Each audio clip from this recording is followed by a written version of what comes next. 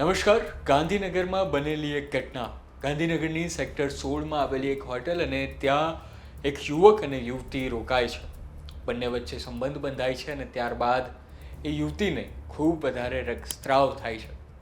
ત્યારબાદ આ યુવક બી જાય છે, ડરી જાય છે, તેના પિતાને ફોન કરે છે. એ પહેલાં તે યુવતીને હોસ્પિટલ લઈ જાય છે. હોસ્પિટલવાળાઓ પણ ના પાડી દે છે.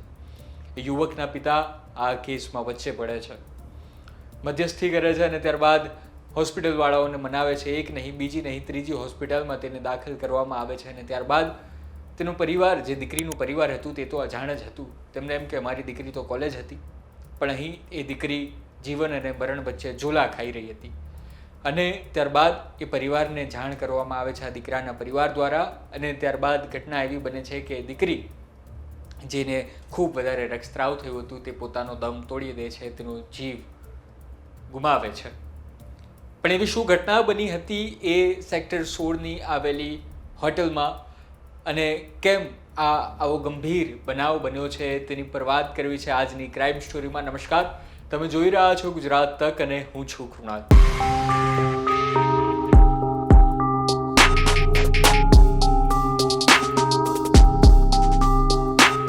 ઘટના છે 6 ઓગસ્ટની.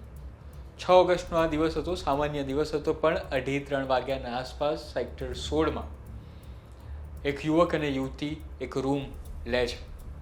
સામાન્ય રીતે નિયમ એવો છે કે જો 18 વર્ષની ઉપરના હોય તો તમારે એ લોકોને જે છે તે તમારે એમનો આધાર કાર્ડ લેવો હોય, ત્યારબાદ તમારે હોટલમાં એન્ટ્રી આપવાની હોય છે. પરંતુ અહીં આ યુવક એટલો શાતિર હતો, તેણે પૈસા આપ્યા અને આ હોટલવાળાની બેદરકારી હતી, હોટલ કમ ગેસ્ટ હાઉસ જે હતું તેની બેદરકારી હતી કે તેણે ચંદ પૈસાઓ માટે એ સગીર વયની દીકરીને એ રૂમમાં જવા દીધી.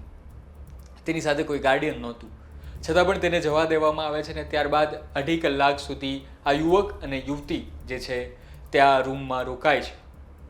ઘટના એવી હતી કે કલોલમાં રહેતી એ દીકરી 17 વર્ષ અને 10 મહિનાની આ દીકરી હતી અને તે ગાંધીનગરમાં કોલેજ કરે છે, બીકોમના પ્રથમ વર્ષમાં. અને 22 વર્ષનો યુવક જે છે, દીપેન તેનું નામ છે, દીપ શર્મા, અને તે બંને વચ્ચે ચેટિંગ ચાલતી હતી. અને સવારે 7 વાગ્યે તે પોતાના ઘરેથી નીકળે છે, ગાંધીનગરમાં ભણે છે, અને 1 વાગ્યા આસપાસ પોતાના મિત્રનું એક્ટિવા લઈને આવેલો, કોલેજ પાસે જ ઊભેલો આ દીપ શર્મા જે છે તે અને આ યુવતી બંને બેસે છે. અને ત્યારબાદ હોટલ પહોંચે છે, સેક્ટર 16માં આવેલી હોટલમાં પહોંચે છે, રૂમ ભાડે લે છે અને પછી 2.5 કલાક સુધી રોકાય છે. અને ત્યાં જ બંને વચ્ચે સંબંધ બંધાયો હતો અને સંબંધ બાંધતી વખતે ખૂબ વધારે રક્તસ્રાવ થઈ ગયું. અને એટલું વધારે કે એ હોટલમાં આવેલા બેડ, તેની બેડશીટ, તે તમામ પર લોહી વહી ગયું. ખૂબ ગંભીર ઘટના હતી. પણ અહીં આ દીપ જે આ રીતે ઘટના કરી રહ્યો હતો, જે આચરી રહ્યો હતો, ગુનો આચરી રહ્યો હતો, કારણ કે 18 વર્ષથી નીચેના કોઈ પણ સાથે સંબંધ બનાવવો એ ગેરકાનૂની છે. અને આ જ વસ્તુ અહીં બની અને તેને જ કારણે તેની ઉપર ગુનો પણ નોંધાયો છે, પોક્સોની કલમ પણ લાગી છે. પરંતુ આ બન્યા બાદ તે એટલો વધારે ડરી ગયો કે તેણે જે છે તે કંઈ પણ રીતે એ રક્તસ્રાવ ઓછો કર્યો અને ત્યારબાદ ફટાફટ તે એ યુવતીને તેને જ્યાં જવું હતું ત્યાં મૂકવા માટે જઈ રહ્યો હતો, રસ્તામાં હતો, ને ત્યાં જ અચાનક ફરી પાછો રક્તસ્રાવ વધી ગયો.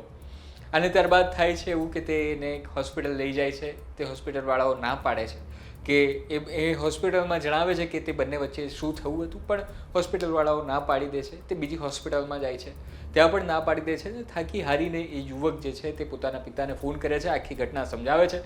તેના પિતા ગંભીરતાને સમજી ગયા, પણ તેણે એ દીકરીના વાલીને ન જણાવવાના બદલે ચાલાકી વાપરી. ચાલાકીમાં એવું કર્યું કે તે પોતે એ દીકરીનો પિતા બની ગયો અને હોસ્પિટલમાં ગયો અને આ ત્રીજી હોસ્પિટલમાં જઈને એવું કહ્યું કે હું જ આ દીકરીનો પિતા છું અને તમે આને એડમિટ કરો. અને ત્યારબાદ આખી કાર્યવાહી જે છે તે આગળ ચાલી હતી. અને ત્યારબાદ થયું એવું કે સાંજે જે દીકરીના પિતા હતા, તેનું પરિવાર હતું, તે તેને શોધવા લાગ્યું, કારણ કે દીકરી એવું કહીને નીકળી હતી કે તે સરખેજ, અમદાવાદમાં આવેલું સરખેજ જે છે ત્યાં તેના માસીના ઘરે જવાની છે, પરંતુ સાંજ સુધી તે પહોંચી નહોતી. પછી થાય છે એવું કે દીકરીના પિતા અને બધા શોધખોળ કરતા હોય છે, ત્યારે જ આ દીકરાના પિતા જે છે તે ત્યાં પહોંચે છે અને આખી ઘટનાને જણાવે છે. અને ત્યારબાદ કહેવામાં એવું આવી રહ્યું છે કે દીકરીના પરિવારને ખૂબ વધારે ધમકાવવામાં આવે છે અને પૈસાની પણ લાલચ આપવામાં આવે છે, અને સાથે જો વધારે બોલશો તો જીવ પણ લઈ લઈશું એવી ધમકી પણ આપવામાં આવે છે. પોલીસ આની ઉપર કાર્યવાહી કરી રહી છે.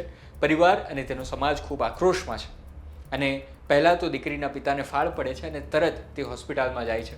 દીકરી અહીં જીવન અને મરણ વચ્ચે ઝૂલા ખાઈ રહી હતી. એના કારણે તેને ચોથી હોસ્પિટલમાં જે છે હવે ટ્રાન્સફર કરવામાં આવે છે, કારણ કે અત્યાર સુધી તેની વધારે સારી સારવાર થઈ નહોતી અને ત્યારબાદ આ ચોથી જગ્યાએ જે છે તેને ઇન્ફેક્શન વધી જાય છે. તેના આંતરડામાં અને શરીરના બીજા અંગોમાં ઇન્ફેક્શન થાય છે અને તેના કારણે ઓર્ગન ફેલિયરના કારણે તેનો જીવ ગુમાવે છે. પરંતુ અહીં હવે સૌથી આ ઘટના બની, હવે સૌથી પહેલો વિચાર અને આખરી વિચાર એ જ આવે કે આવું થયું કઈ રીતે. 17 વર્ષની દીકરીને પેલા 22 વર્ષના છોકરાએ એવું તો શું કર્યું કે આટલો બધો રક્તસ્રાવ વહી ગયો. પોલીસે તરત જ FSL માટેની કાર્યવાહી જે છે તે પણ ચાલુ કરી છે. પોસ્ટમોર્ટમ પણ કરવામાં આવ્યું હતું, તેની પણ રિપોર્ટ આવશે, એટલે આ જે શંકા છે તે દૂર થશે જ થશે. પરંતુ અત્યારે પહેલાં અધિકારી પાસેથી જાણીએ કે કઈ કઈ કલમો હેઠળ આ નરાધમની ઉપર ગુનો નોંધવામાં આવ્યો છે. આ છોકરી અલગ અલગ હોસ્પિટલ્સમાં સારવાર હેઠળ હતી અને પોલીસને જો એ માહિતી મળી તો ક્યોંકિ છોકરીની એજ 18 વર્ષથી ઓછી હતી, તો એના કારણે પેતાપર પોલીસે 8 તારીખના રોજ એક FIR દર્જ કરી હતી BNSની કલમો અને પોક્સો એક્ટ હેઠળ. એના પછી આરોપીને કસ્ટડીમાં પણ લઈ લીધું હતું. વધતા હેલ્થ કોમ્પ્લિકેશન્સના કારણે ગઈકાલે મોડી રાત્રિ છોકરીનું નિધન થઈ ગયું છે અને આજે એનો ફોરેન્સિક પેનલ PM પણ કરાવવામાં આવ્યું છે. આમાં પ્રાથમિક દ્રષ્ટિએ મલ્ટિપલ ઓર્ગન ફેલિયર જેવી માહિતી મળવામાં આવી છે અને ડૉક્ટર દ્વારા ફોરેન્સિક પેનલ PMમાં અલગ અલગ સેમ્પલ્સ FSLની રિપોર્ટ માટે પણ લઈ લીધા છે. જો FSLની રિપોર્ટ આવશે એના પછી અમે આગળની કાર્યવાહી હાથ ધરીશું. હાલ કયા દ્રષ્ટિએ ગુનો નોંધવામાં આવ્યો છે? હાલ ક્યોંકિ છોકરીની એજ 18થી નાની હતી, તો એના કારણે પોક્સોના કલમો 4 અને 6 અને રેપની BNSની કલમો હેઠળ ગુના દાખલ કરવામાં આવી ગયું છે અને આરોપીને પણ અટક કરી લીધું છે. તો આ હતી આખી આજની ક્રાઇમ સ્ટોરી. અને ક્રાઇમ સ્ટોરીમાં જેમ તમને ચેતવતા હોઈએ છે એમ જ કે આ સગીર વયના બાળકો જે હોટલના રવાડે ચડે છે અને ત્યાં માતા પિતાને જૂઠું બોલીને જે લોકો પહોંચી રહ્યા છે, આ હોટલનું દૂષણ આખરે કોઈકનો જીવ લઈને જ રહ્યું. એ 4 દિવાલોની વચ્ચે શું થયું હશે એવું તે સૌથી મોટો સવાલ છે. પોલીસ પણ અત્યારે કાર્યવાહી કરી રહી છે. આ યુવક જે હતો તેણે જે છે તેના માતા પિતા પહોંચે એ હોસ્પિટલ તે પહેલાં એ યુવક એ યુવતીને એમને મૂકીને જતો રહ્યો હતો પોતાની બહેનના ઘરે, અને ત્યારે એ વચ્ચે જ્યારે એના લોહીથી ખેડાયેલા કપડાં હતા તેને પણ તેણે નદીમાં ફેંકી દીધા હતા, કેનાલમાં ફેંકી દીધા હતા અને સાથે પુરાવાનો પણ નાશ કરવાની કોશિશ કરી હતી. યુવકની અત્યારે ધરપકડ થઈ ગઈ છે, રિમાન્ડમાં મેળવી લેવાયો છે. એના પિતાની પણ પૂછપરછ કરવામાં આવી રહી છે. સાથે સાથે હોટલ અને હોસ્પિટલના જે લોકો છે તેની પણ પૂછપરછ કરવામાં આવી રહી છે. પરંતુ માતા પિતાએ પોતાની એક વહાલસોઈ દીકરી ગુમાવી છે. હજી તો તે 18 વર્ષની થઈ નહોતી. તેના સપનાઓ હતા, મા બાપના પણ સપનાઓ હતા, પરંતુ તે પહેલાં આવી અણધારી ઘટના બની જેમાં માતા પિતા પણ છેતરાય, દીકરી પણ છેતરાઈ. અને આ સમાજ માટે એક ખૂબ વધારે જરૂરી કિસ્સો છે. આ યુવકો માટે ખૂબ વધારે લાલબત્તી સમાન કિસ્સો છે કે ચેતતા રહેવું જોઈએ, આવું ન કરવું જોઈએ. અને જો આવું થાય છે, એક સેક્સ એજ્યુકેશન યુવકોમાં હોવું જોઈએ. તે ન હોવાના કારણે પણ આ થઈ શક્યું હોય કે કેમ, જણાવો તમે અમને કોમેન્ટમાં. માહિતી વિશે તમારું શું કહેવું છે, આખા બનાવ વિશે તમારું શું માનવું છે. ધન્યવાદ. હું છું કૃણાલ.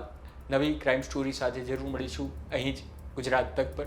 ત્યાર સુધી જોતા રહો ગુજરાત તકને, સાચવતા રહો. Thank you.